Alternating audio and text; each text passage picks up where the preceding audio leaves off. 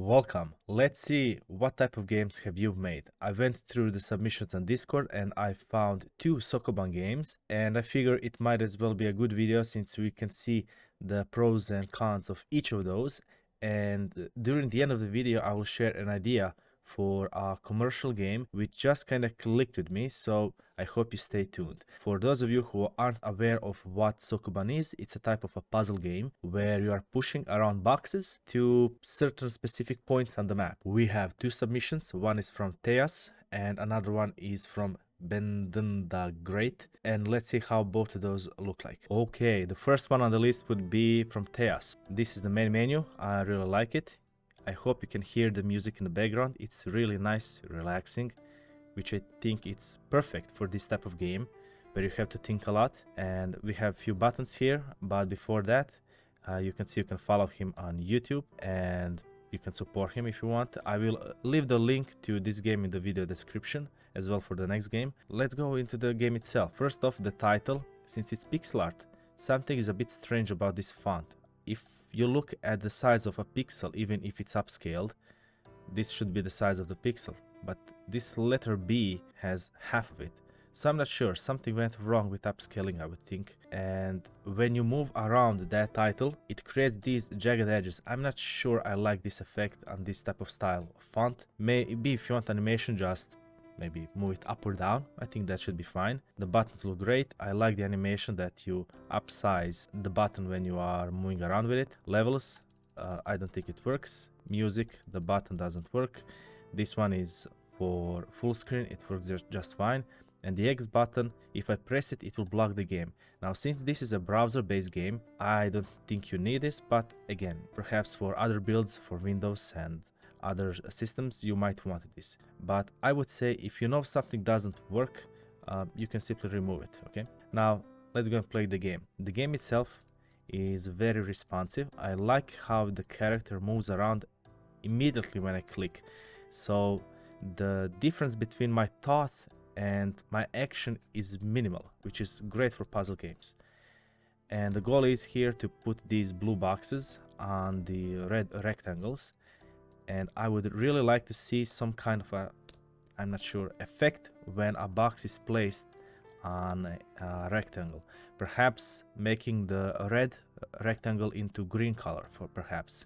I know that you can move it around so it's not locked on this space when you place it, but even still.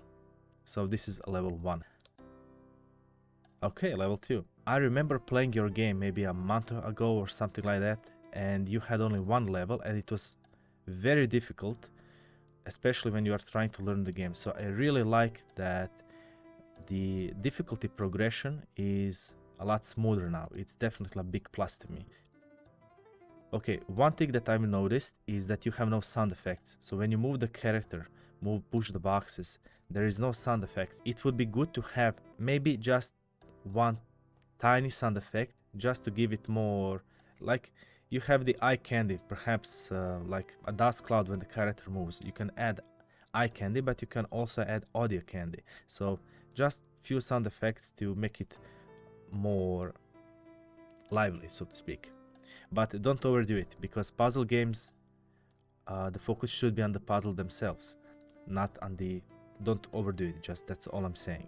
Okay, I like the level design. In the first two puzzles, I really had multiple different options and they were quite easy to figure out. Now, in this level 3, I can already see that the puzzle itself is made in such a way that I have limited options to start with. So I know I have to push this box here. I know that I can't go down here. So my only option is to push this box here and then go here. Only from this point on, I can experiment with different solutions. Yes, I would say that having few boxes that are easy to recognize and solve, like this one on the bottom, combined with a slightly more complex puzzle like these three ones, is a very good way to go. So that would be level 3, and let's go to level 4. Okay, now this one is a bit more difficult. Again, I love the difficulty progress. I'm just gonna play around a little bit and see how it goes.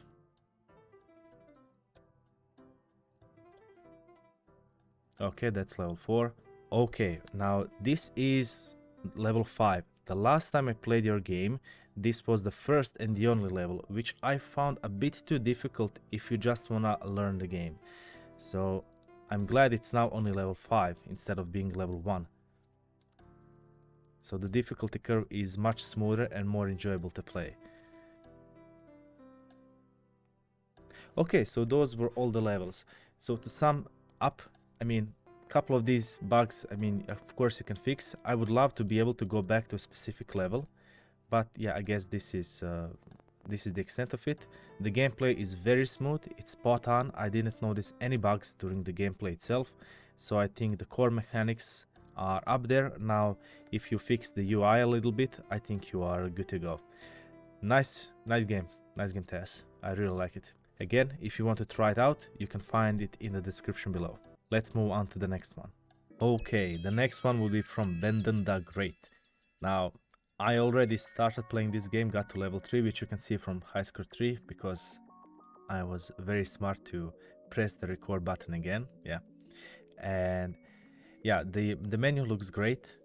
It would be really cool if you added a bit more details in the background, especially when I know what I'm gonna look at when I start playing the game.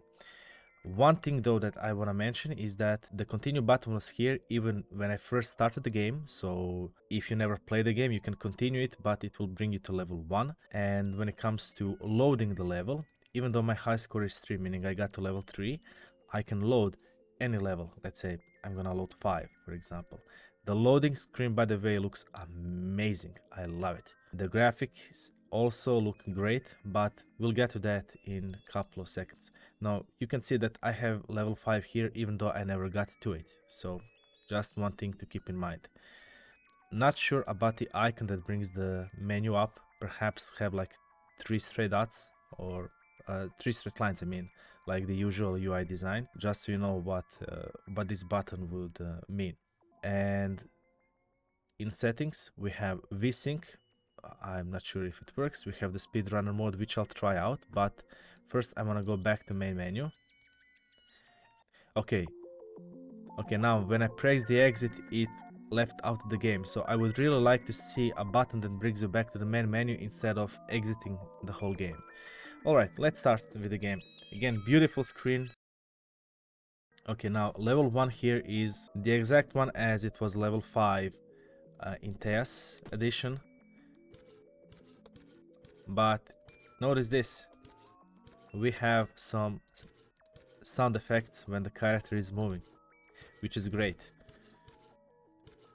And we have some animation of the character, and when the box is moved, you can see a check mark on the box, which is great. If I move it away, check mark is no longer there. This is exactly what I was talking about, yes.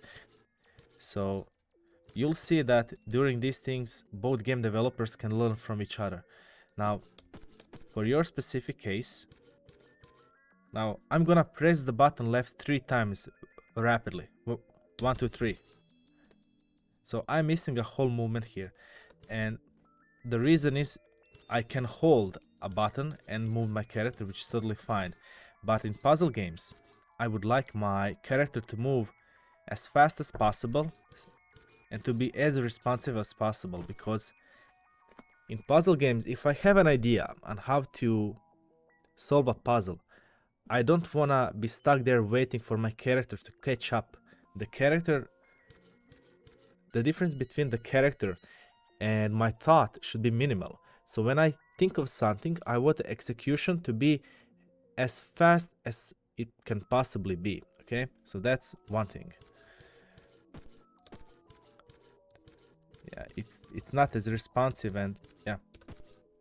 So I think you could make the responsiveness. When you remove the boundaries of a level, this here clicked with me in such a way that I got an idea for a commercial game. I'm gonna share this with everyone here when I finish, but yeah, we can see some bugs here.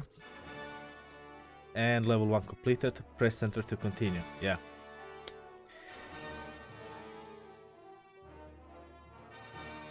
Cool music. Now, I noticed that I can zoom in and zoom out with my mouse, so the canvas itself can be quite big. And let's see how solving this one goes. Okay, about pixel art, I would say that if you see this portion here, yes, we can clearly recognize it's indented because of the hill here, but I would rather make this entire portion in dark tone, so I have a bit more clearer distinction between the play area and just what's here for eye candies, basically. And let's see how this will go.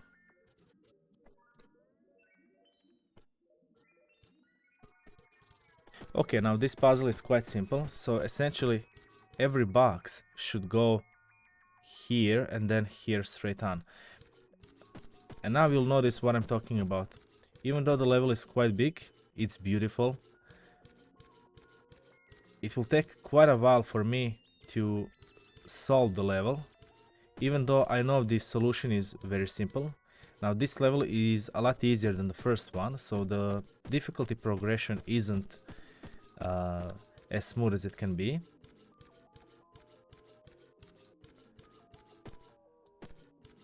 Let's see. Now I already solved the level in my mind like half a minute ago, and I'm gonna have to spend another minute or two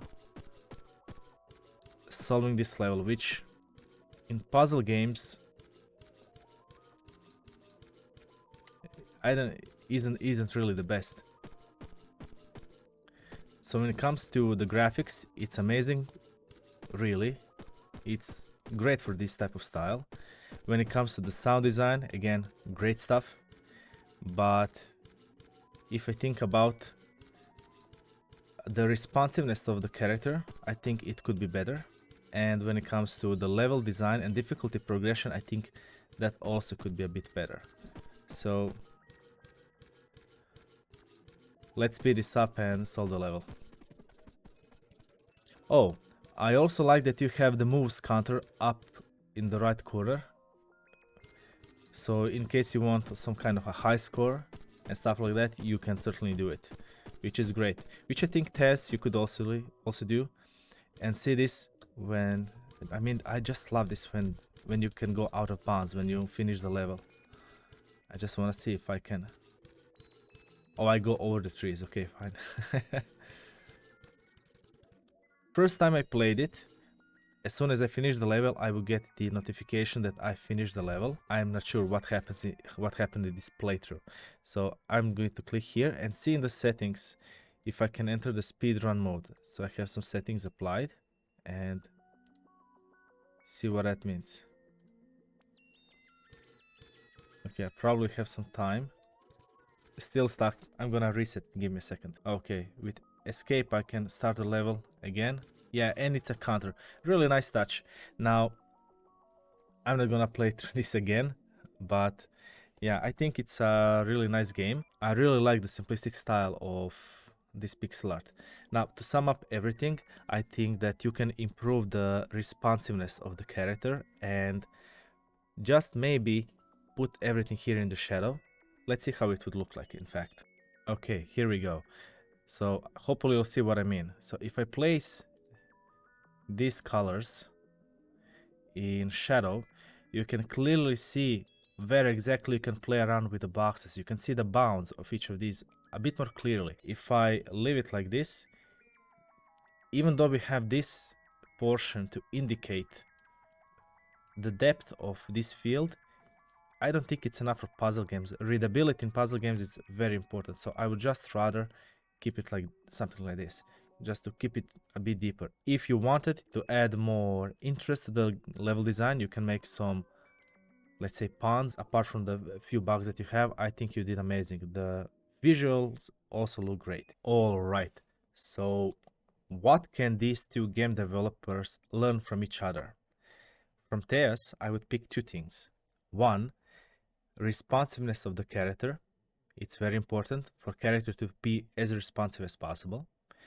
And second, the difficulty progression of levels. Start very easy and then ramp up the difficulty as you go on. On the other hand, the two things I would take from Bendenda Great is one, definitely visual fidelity. Yes, it's a bit more complex, but it's not a difficult style to make. And I really love the loading screen. Looks amazing. And the second thing I would take from Bendenda Great would be those tiny eye candy. You can see the effects on the character. You can see the special effects when you move the character around, and you can even see some visual response when you place a certain box on its on the space where it's supposed to be. So you have that check mark when the box is on its place. So both of those things are excellent. Okay, so where does the idea of a commercial game come in? I would say this. Remember those bounds of the level which are removed and your character can go outside of them in Bend the Great's version? That's exactly it. Imagine you are a character on an island, and this is an open world game, so you can explore the island as you wish, and you have different Sokoban puzzles to solve on this island, and it would make some changes on the island itself. For example, you go into a forest. Suddenly, a Sokoban puzzle surrounds you, and now you have to solve it. Or if you even want to make it a bit more friendly, you can put some flags on the ground so you know you can trigger that Sokoban puzzle manually. So you know what you're getting into, and you can leave it if you feel stuck. Those are just some design decisions that you would have to make. On the other hand, you can make this island a bit more thematic. Let's say you have a snow area in this world, and your character has to slide on ice in order to solve the puzzle. Do you remember perhaps some of the old games where, like Pokemon, this ice area where you had to solve the movement, but in this case you would solve the Sokoban puzzle by moving your character. So if you go left, your character wouldn't go left only one tile. He would go to the left and slide to the left on the ice all the way until he hits a wall, or in this case, maybe a box. So you can expand the core mechanic of Sokoban, add just one new mechanic into it, and then you have a whole new puzzle to solve. So it would be very interesting to see. You can make it more thematic. Instead of pushing regular boxes around, imagine you have boxes full of water and you have to push them around in order to put down a fire. Or maybe you are pushing them around to water some plants. I don't know. Like, this is just amazing. Those removal of bonds just clicked with me. But again, as usual, we all think our ideas might be the greatest ones, and perhaps this is just a very poor idea. I don't know. What do you think? Please let me know down below. I'm really interested to see what you think about it. Just a small disclosure, I already have a couple of projects I'm working on, so I'm not gonna take on this idea, but maybe sometime in the future, if no one creates a game like that, perhaps maybe I will. Who knows? Alright, that's all for today. I hope you enjoyed this video. You can find the links to their games in the video description. And if you also want to submit your game, you can do it on Discord by first enrolling into my pixel art course. That's all for today. I hope you have a nice time, and remember, just relax and enjoy, have fun.